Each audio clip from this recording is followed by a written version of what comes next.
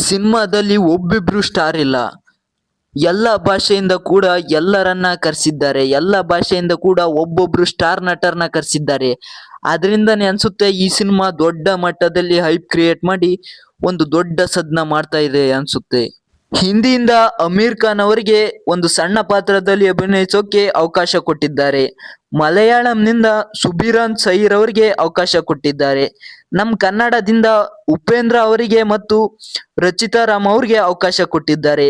ಉಪೇಂದ್ರ ಅವರು ಕಲಿಶ ಎಂಬ ಪಾತ್ರದಲ್ಲಿ ಕಾಣಿಸಿಕೊಂಡಿದ್ದಾರೆ ಮತ್ತು ರಚಿತಾ ರಾಮ್ ಅವರು ಒಂದು ಟೆರರ್ ರೀತಿ ಈ ಸಿನಿಮಾದಲ್ಲಿ ಕಾಣಿಸಿಕೊಂಡಿದ್ದಾರೆ.